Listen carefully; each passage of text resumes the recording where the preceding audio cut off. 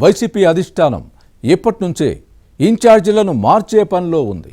కొన్ని నియోజకవర్గాలలో ఇది అసంతృప్తికి దారితీస్తోంది. పార్టీ అధ్యక్షుడు జగన్ ఏకపక్ష నిర్ణయాలు తీసుకుంటున్నారనే విమర్శలు వస్తున్నాయి.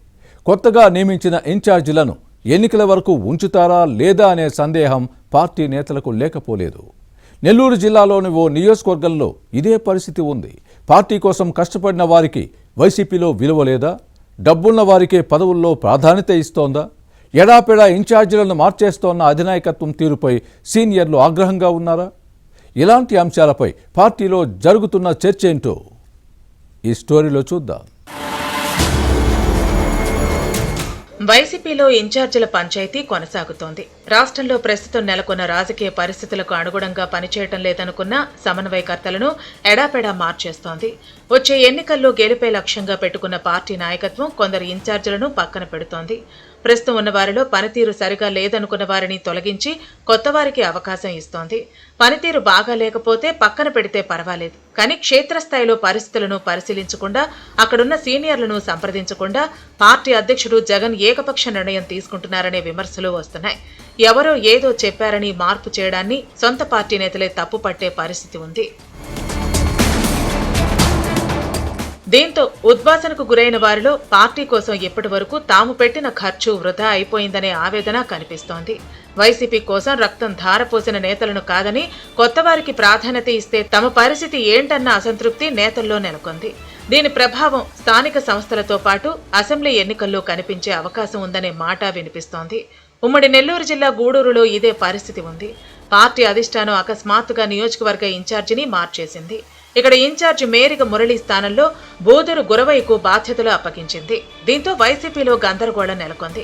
పార్టీ కోసం కష్టపడినా ఫలితం లేకుండా పోయిందనే ఆవేదన నేతల్లో కనిపిస్తోంది.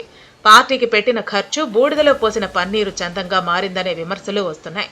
అధినాయకత్వం దగ్గర నుంచి జిల్లా పెద్దల వరకు డబ్బుకే ప్రాధాన్యతనిస్తూ పదవులు కట్టబెడుతున్నారని పార్టీ శ్రేణులు మండిపడుతున్నాయి.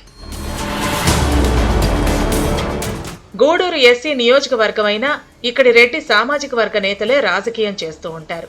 ఈ ప్రాంతవాసి ఎద్దల నరేందర్ రెడ్డి బెంగళూరులో కాంట్రాక్టర్గా స్థిరపడ్డారు. అప్పుడప్పుడు గూడూరు వచ్చి రాజకీయాలు చేసి వెళుతూ ఉంటారు. నియోజకవర్గాల పునర్విభజన జరిగి జనరల్ అయితే పోటీ చేయాలనేది ఈ నేత ఆలోచన. పార్టీ అధ్యక్షుడు జగన్తో పాటు సజ్జల రామకృష్ణారెడ్డి, ఎంపీ మిథున్ రెడ్డి, మాజీ మంత్రి కాకాణి గోవర్ధన్ రెడ్డి వంటి నేతలతో మంచి పరిచయాలే ఉన్నాయి. గూడూరు ప్రస్తుతం ఎస్సీ రిజర్వ్డ్ నియోజకవర్గం. దీంతో తన ముఖ్య అనుచరుడు బూదూరు గురవయ్యని రంగంలోకి దింపి ఇన్ఛార్జి పదవి ఇప్పించుకున్నారు. మాజీ మంత్రి కాకాణి గోవర్ధన్ రెడ్డి ఆ వ్యవహారంలో కీలకంగా వ్యవహరించారనే చర్చ సాగుతోంది. అకస్మాత్తుగా గురవయ్యకి పదవి ఇవ్వటంపై అందరూ పెదవి విరుస్తున్నారు. నేదురుమల్లి రామ్ కుమార్ రెడ్డి, ఎల్లసిరి గోపాల్ రెడ్డి, పేర్నేటి శ్యాంప్రసాద్ రెడ్డి, విజయ్ కుమార్ రెడ్డి, పొడక దేవసేన, దువ్వూరు మధుసూదన్ రెడ్డి వంటి నాయకులు అధిష్టాన నిర్ణయాన్ని తప్పుపడుతున్నారు. బూదూరు గురవయ్య వైసీపీ హయాంలో వాలంటీర్గా ఉండేవారు.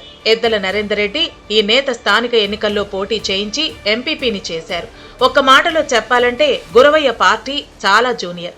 నిరుద్యోగులకు ఉద్యోగాలు ఇప్పిస్తానంటూ లక్షలు దండుకున్నారనే ఆరోపణలపై అప్పట్లో కేసు నమోదైంది.